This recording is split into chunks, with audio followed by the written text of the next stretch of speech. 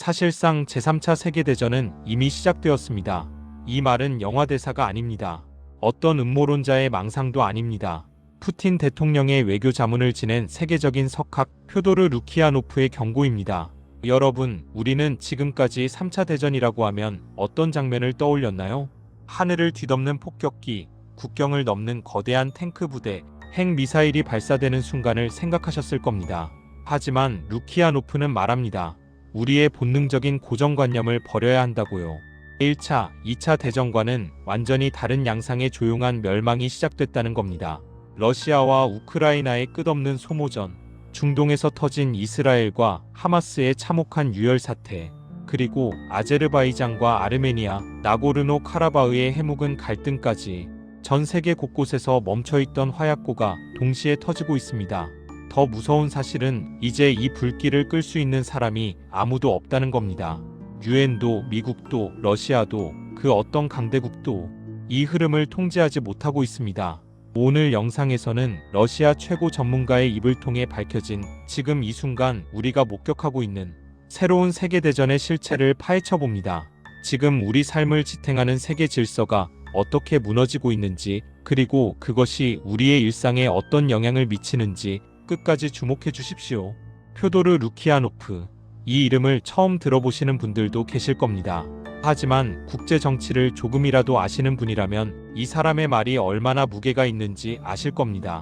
그는 러시아 외교정책위원회 의장이자 크렘린의 핵심 싱크탱크에서 활동하는 인물입니다. 푸틴이 중요한 외교 결정을 내릴 때 조언을 구하는 몇 안 되는 전문가 중 한 명이죠. 그런 그가 최근 인터뷰에서 던진 폭탄 선언이 바로 이것이었습니다. 제3차 세계대전은 이미 시작되었다. 루키아노프가 강조하는 핵심은 관리 가능한 질서의 붕괴입니다. 과거 냉전 시대를 떠올려 보십시오. 미국과 소련이라는 거대한 두 축이 있었습니다. 서로 죽일 듯이 대립했지만 한편으론 상호 확증 파괴에 대한 공포 때문에 선을 지켰죠. 쿠바 미사일 위기를 기억하시나요? 세계가 핵전쟁 직전까지 갔지만 결국 두 지도자는 한 발 물러섰습니다. 중동에서 전쟁이 나도 아프리카에서 분쟁이 터져도 두 초강대국이 개입하면 어떻게든 멈출 수 있는 시스템이 있었습니다. 냉전이 끝난 후에는 미국이 사실상 단독 경찰 역할을 했습니다. 마음에 들지 않더라도 적어도 질서는 있었습니다. 하지만 지금은 어떤가요?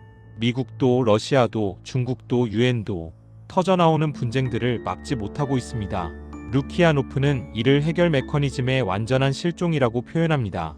이스라엘과 하마스의 전쟁을 보십시오. 국제사회가 휴전을 외쳐도 전쟁은 멈추지 않고 오히려 레바논, 시리아, 예멘으로 확전되고 있습니다. 우크라이나 전쟁도 마찬가지입니다. 2년이 넘도록 끝날 기미가 보이지 않습니다. 2022년 여름 크림반도를 두고 메드베데프가 던졌던 경고 기억하시죠? 크림반도 침범은 곧 3차 대전이다. 그때는 그 말이 단순한 협박처럼 들렸을지 모릅니다.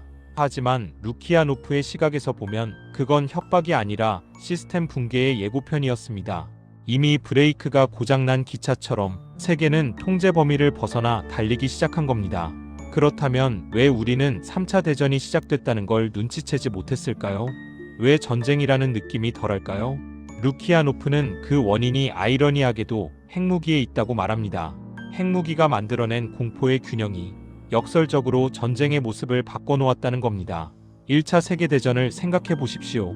유럽 전역이 하나의 거대한 전장이었습니다. 모든 강대국이 정면으로 부딪혔죠. 2차 세계대전도 마찬가지입니다. 태평양에서 유럽까지 전 세계가 두 진영으로 나뉘어 싸웠습니다. 하지만 지금은요? 과거처럼 모든 강대국이 정면으로 충돌하는 전면전은 이제 불가능합니다. 핵무기라는 최후의 수단 때문에 전쟁은 대리전과 국지전의 형태로 파편화되었습니다. 전 세계 여기저기서 불꽃이 튀는데 이게 하나의 큰 불길이라는 걸 모르고 있는 거죠. 지도를 펼쳐놓고 보십시오. 우크라이나에서 러시아와 서방이 부딪히고 있습니다. 가자 지구에서는 이스라엘과 이란 진영이 대리전을 벌입니다. 나고르노 카라바흐에서는 아르메니아와 아제르바이잔이, 그 뒤에는 러시아와 터키의 이해관계가 얽혀 있습니다. 대만 해협에서는 미국과 중국이 신경전을 벌이고 있죠. 루키아노프는 이 모든 사건이 별개의 사고가 아니라고 지적합니다. 중동 전쟁은 마지막 전쟁이 아닐 것이다. 앞으로 더 많은 적대 행위가 발발할 것이다. 기존의 질서가 힘을 잃자 오래전 얼어붙었던 갈등들이 하나둘씩 깨어나는 과정이라는 겁니다. 냉전 시대에는 이런 지역 분쟁들이 두 초강대국의 통제 아래 있었습니다. 소련이 무너진 후에는 미국의 힘 아래 있었고요. 하지만 지금은요?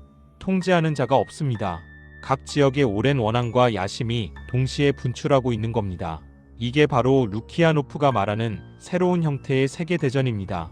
하나의 거대한 전선이 아니라 수십 개의 작은 전선이 동시다발적으로 타오르는 전쟁. 핵무기 때문에 직접 붙지는 못하지만 대신 전 세계 곳곳에서 대리전을 벌이는 전쟁. 그리고 가장 무서운 건 이 전쟁들이 서로 연결되어 있다는 사실입니다. 전문가의 이 문장은 우리에게 섬뜩한 질문을 던집니다. 다음 화약고는 어디가 될 것인가? 그리고 그 불길이 우리 한반도로 번지는 것을 누가 막을 수 있는가? 루키아노프의 분석에서 가장 주목해야 할 부분이 있습니다. 이제는 상호 파괴에 대한 두려움조차 통제력을 잃어가고 있다. 무슨 뜻일까요? 냉전 시대의 공포의 균형은 이렇게 작동했습니다. 내가 선을 넘으면 상대도 선을 넘을 것이고, 그러면 우리 모두 죽는다. 이 단순하지만 명확한 논리가 세계를 지켜왔습니다. 하지만 지금은 그 논리가 작동하지 않습니다. 왜일까요? 첫째, 전쟁이 파편화되면서 책임이 분산되었기 때문입니다. 우크라이나에서 NATO가 무기를 지원해도 러시아와 직접 싸우는 건 아니니까 선을 넘은 게 아니라고 말할 수 있습니다. 이스라엘이 가자를 공격해도 이란은 직접 개입하지 않고 하마스와 헤즈볼라를 통해 싸우니까 역시 전면전은 아니라고 할 수 있죠. 둘째, 각국이 어느 정도까지는 괜찮다는 선을 계속 뒤로 미루고 있기 때문입니다. 처음에는 방어 무기만 준다고 했습니다. 그 다음엔 공격 무기도 주기 시작했죠. 지금은 서방의 미사일로 러시아 본토를 직접 공격하는 상황까지 왔습니다. 그런데 핵전쟁은 일어나지 않았습니다. 그러면 다음 단계도 괜찮지 않을까 하는 위험한 학습이 일어나는 겁니다. 셋째, 더 이상 대화 채널이 제대로 작동하지 않기 때문입니다. 냉전 시대에는 미국과 소련 사이에 한 라인이 있었습니다. 위기 상황에서 두 정상이 직접 통화할 수 있었죠. 지금은요? 서방과 러시아는 거의 대화를 하지 않습니다. 이스라엘과 이란도 마찬가지입니다. 대화 없이는 오해가 생기고 오해는 예상치 못한 충돌로 이어집니다. 루키아노프가 이제 아무도 이를 막을 수 없을 것으로 보인다고 말한 이유가 바로 여기에 있습니다. 과거에는 갈등을 중재할 어른이 있었지만 지금은 모두가 각자의 이익을 위해 싸우는 난전의 시대입니다. 선을 넘는 자들이 많아질수록 우리가 알던 평화의 시대는 멀어지고 있습니다. 여러분, 여기까지 들으시면서 이렇게 생각하실 수도 있습니다. 그래도 이건 뉴스 속 이야기잖아. 내 삶과 무슨 상관이야? 정말 그럴까요? 루키아노프가 말하는 질서의 붕괴는 곧 시장의 붕괴를 의미합니다. 우리가 당연하게 누리던 모든 편의가 사실은 안정된 세계 질서 위에 세워진 것이었습니다. 관리 가능한 세계라는 건 우리가 싼값의 에너지를 쓰고 물건을 전 세계에서 날라올 수 있고 비행기를 타고 어디든 갈 수 있는 보증수표였습니다. 하지만 이제 그 보증수표가 휴지 조각이 되고 있습니다. 구체적으로 살펴보겠습니다. 홍해를 아시나요? 수에즈 운하로 이어지는 해상 운송의 핵심 루트입니다.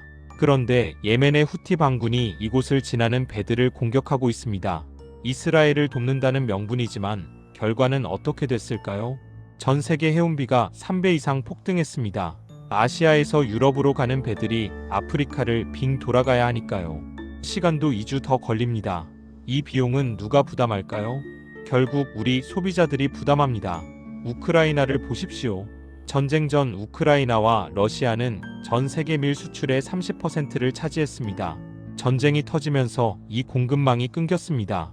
결과는 전 세계적인 식량 가격 폭등입니다. 특히 밀에 의존하는 아프리카와 중동 국가들은 식량 위기에 직면했죠. 에너지는 또 어떻습니까? 러시아산 천연가스가 끊기면서 유럽은 에너지 대란을 겪었습니다. 우리나라도 LNG 가격 상승으로 전기료, 난방비가 폭등했죠. 중동 분쟁이 격화되면 석유 가격은 어떻게 될까요? 이란과 사우디가 충돌하는 순간, 호르무즈 해협이 막히는 순간을 상상해 보십시오. 전 세계 석유 공급의 20%가 그곳을 통과합니다. 우리가 마트에서 느끼는 살인적인 물가, 자고 일어나면 오르는 기름가, 해외여행 갈 때마다 오른 항공료, 이 모든 게 사실은 이미 시작된 3차 대전의 청구서입니다. 루키아노프는 이제 임시 해결 방안조차 보이지 않는다고 역설했습니다. 즉, 잠깐 참으면 지나갈 소나기가 아니라 기후 자체가 변해버린 상황이라는 뜻입니다. 고금리, 고물가, 공급망 붕괴, 에너지 위기. 이 단어들은 전쟁터의 포석만큼이나 우리 삶을 파괴하고 있습니다. 그리고 이제는 재테크 공부보다 국제 정세 공부가 더 중요한 시대가 됐습니다. 세상의 질서가 무너질 때 가장 먼저 타격을 입는 건 대비하지 못한 평범한 사람들입니다. 여러분은 이 거대한 혼돈 속에서 자신을 지킬 준비가 되어 있으신가요? 역사를 조금만 되돌아보면 루키아노프의 경고가 왜 그토록 심각한지 이해할 수 있습니다. 1차 세계대전이 어떻게 시작됐는지 아시나요? 한 명의 오스트리아 황태자가 암살당했습니다. 그 한 발의 총성이 유럽 전체를 전쟁으로 끌고 갔습니다. 왜일까요? 당시 유럽은 동맹 시스템으로 얽히고 설켜 있었기 때문입니다. 오스트리아가 세르비아를 공격하자 러시아가 세르비아를 도왔습니다. 그러자 독일이 오스트리아를 돕기 위해 러시아를 공격했고, 프랑스가 러시아를 돕기 위해 독일을 공격했고, 영국이 프랑스를 돕기 위해 참전했습니다. 도미노처럼 무너져 내렸습니다. 그리고 4년간 1700만 명이 죽었습니다. 지금 상황이 그때와 얼마나 비슷한가요? 우크라이나에서 시작된 전쟁이 NATO와 러시아의 대리전이 되었습니다.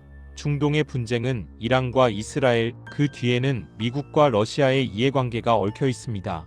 대만 해협에서는 미국과 중국이 충돌 일촉즉발의 상황입니다. 한반도에서는 북한이 러시아와 손잡고 남한과 미국을 견제합니다. 모든 게 연결되어 있습니다. 한 곳에서 불꽃이 튀면 그게 어디로 번질지 아무도 모릅니다. 루키아노프의 분석대로라면 우리는 앞으로 수십 년간 이어질 긴 전쟁의 시대에 들어선 것일지도 모릅니다. 냉전은 40년 넘게 지속됐습니다. 이번 혼란의 시대는 얼마나 갈까요? 그리고 그 끝은 어떤 모습일까요? 안타깝게도 우리는 이 거대한 역사의 수레바퀴를 멈출 힘이 없습니다. 하지만 적어도 수레바퀴가 어디로 굴러가는지는 알고 있어야 치여 죽지 않습니다. 오늘 우리는 러시아 최고 전문가의 입을 통해 3차 대전의 시작이라는 무거운 진실을 마주했습니다. 2022년 크림반도에서 터진 메드베데프의 경고부터 2023년 루키아노프의 선언까지 점들은 선으로 이어지고 있고, 그 선의 끝은 우리가 한 번도 가보지 못한 낯선 세상입니다. 질서가 무너지고 있다는 말은 무섭습니다. 하지만 한편으로는 우리가 더 깨어 있어야 할 이유이기도 합니다. 뉴스는 더 이상 남의 나라 이야기가 아닙니다. 홍해에서 일어난 일이 우리 집 식탁 물가에 영향을 미칩니다. 우크라이나 전선의 상황이 우리 난방비를 결정합니다. 중동의 긴장이 우리의 주식 시장을 흔듭니다. 루키아노프의 경고처럼 아무도 막아주지 않는 세상이라면 우리가 스스로 판단하고 대비해야 합니다. 정보가 곧 생존이고 통찰이 곧 무기인 시대입니다. 오늘 이 영상이 여러분께 단순한 공포가 아닌 현실을 직시하는 용기가 되었길 바랍니다. 그리고 이 혼란의 시대를 살아가는 지혜가 되었길 바랍니다.